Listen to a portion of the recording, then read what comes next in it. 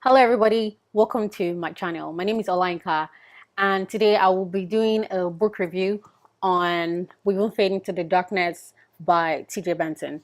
So just a quick disclaimer that any review I give is my opinion, strictly my opinion, and it's based on nobody else. I didn't read it off somewhere. I'm not talking about somebody else's opinion. This is my opinion.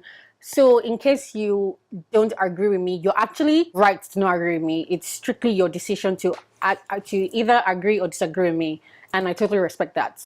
So if you watched my previous video, you would know that We Won't Fade Into the Darkness is on my November reading list, and today I'll be doing a book review on the book. It's 138 pages, and it's quite a short read, so it's very easy to you can read. I think you can read it in a day.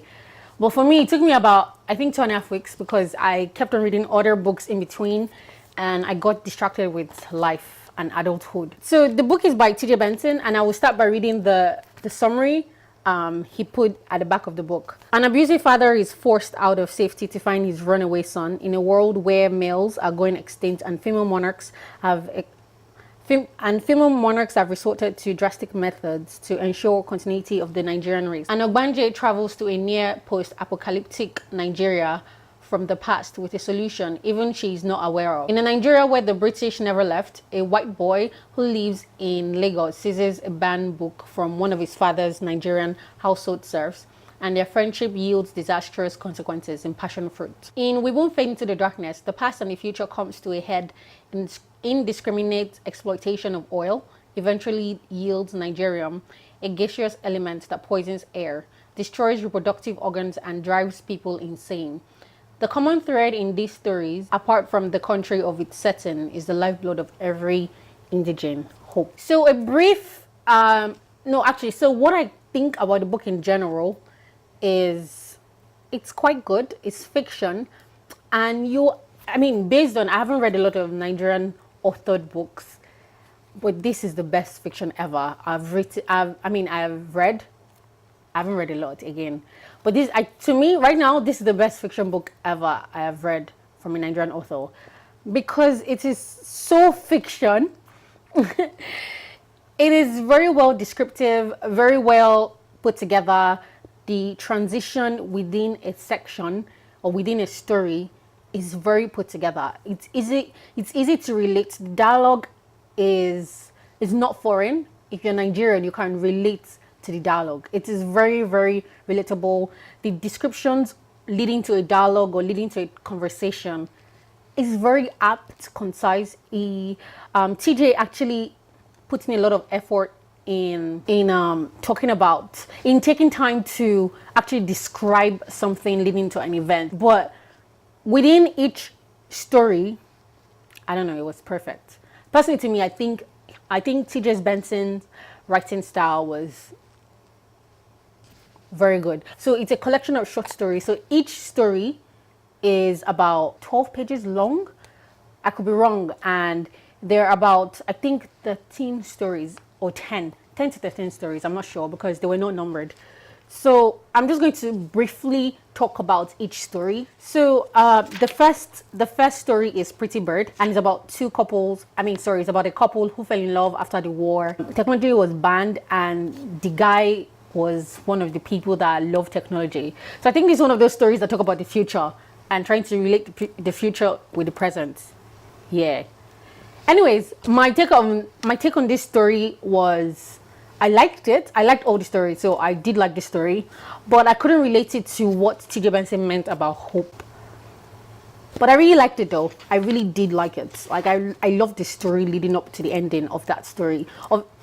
I love the event leading up to the end of the story. So the next story is Light, and it's about a couple who are in a game, and whoever wins the game gets to live in Banana Hill. It's a place where the ministers and all those really, really wealthy people stay. And if whoever wins the game, the winner actually gets a house there and lives there for the rest of his life. The couple actually. So this couple are in a game that there's no light. It's all darkness. And you have to use your inner eyes to see through the darkness to be able to kill people so that you be the winner. Yes, you actually kill people, and the last couple standing wins. So the next one, the third story, is Nana, and in Nana, it was like a collaboration of animals and human beings. The human beings used to eat fruit only, and nobody ate the animals. Like, we didn't eat, like, they didn't eat chicken or meat or all those kind of stuff.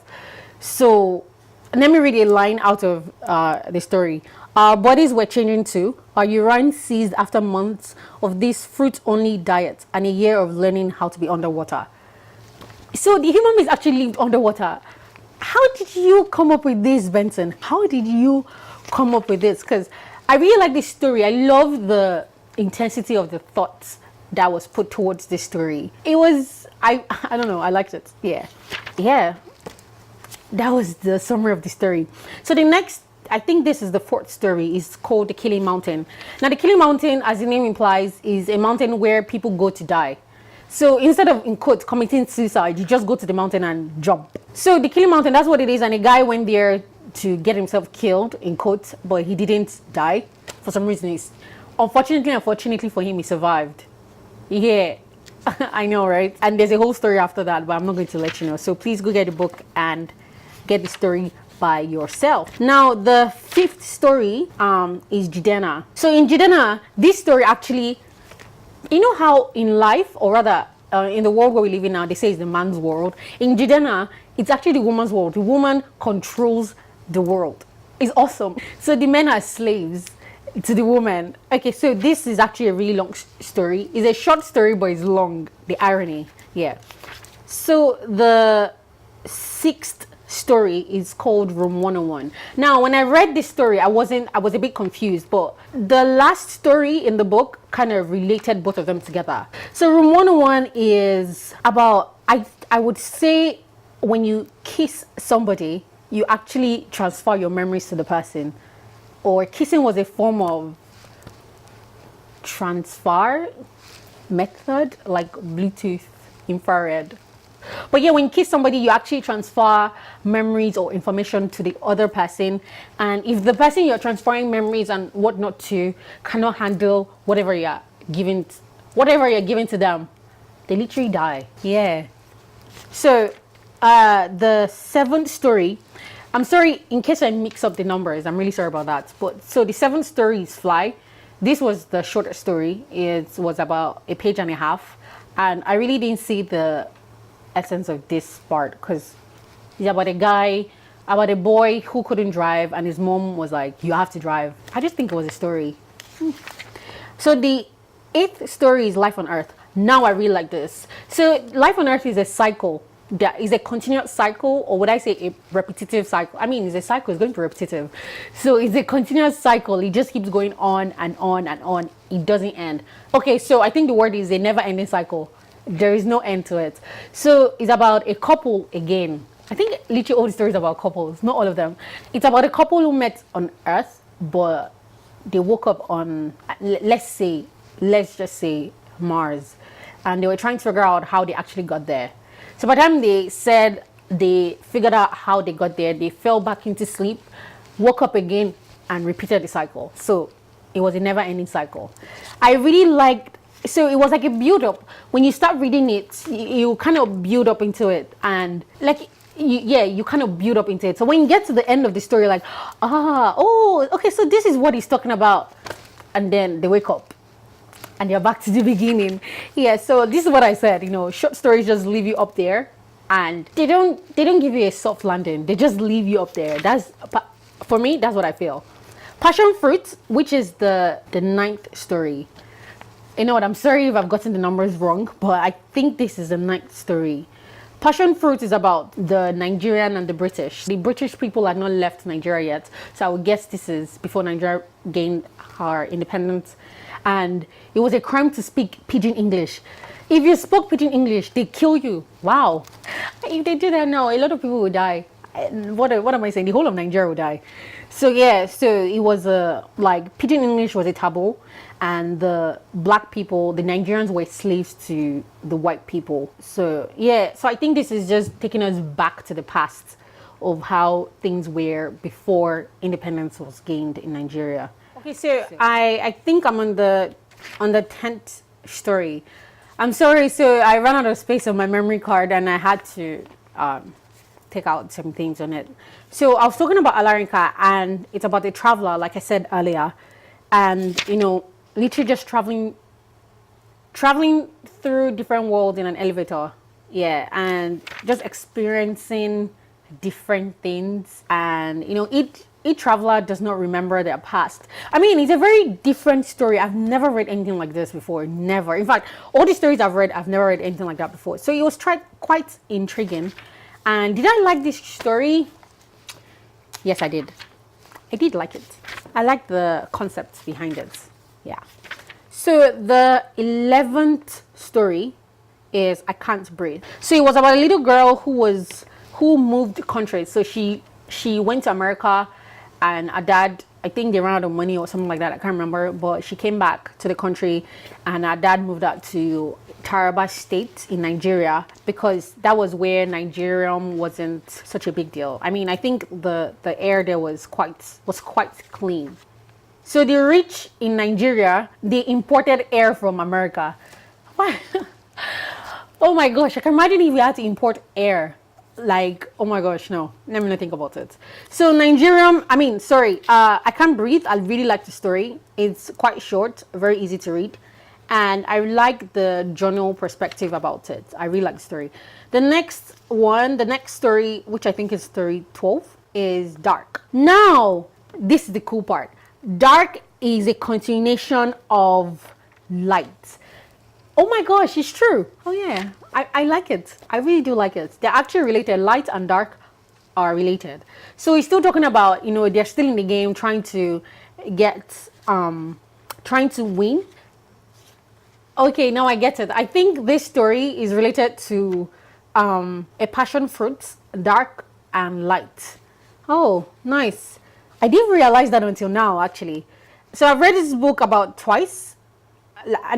I've read the book once, but I read certain stories, more than once. And even right now that I'm giving a review, I'm still, realizing some things. I think this book is awesome. Yes, I think it's awesome. So now the next story is An Abundance of Yellow Paper.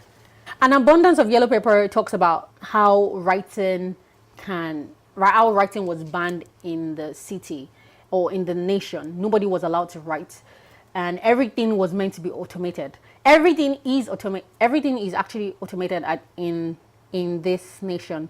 So papers were banned. If they saw you with paper and they saw you writing, literally you'd be killed without any judgment whatsoever. You'd be killed. So this story is a continuation of Room 101, which is awesome, because they're different stories, but they are relatable. I mean, they intertwine. You really need to get the book and read it, because no matter how much I talk about it without giving spoilers, it's quite hard, because it's a really short book. So you need to get the book and read it. So that's the end of the book, actually. So I would say it's about 13 short stories, give or take 12. And the book is awesome. I know I've said awesome like 500 times in this video, but it's awesome because just merely reading short stories written by him, I'm shocked. I mean, I really do like it. I think this is a very good read, and it's my top read.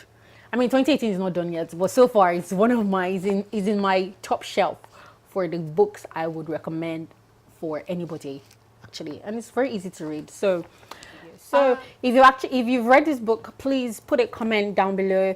Let's discuss, because what I really like about reading books is having a conversation with people, and because it actually makes you see the book in a different view or in a different light.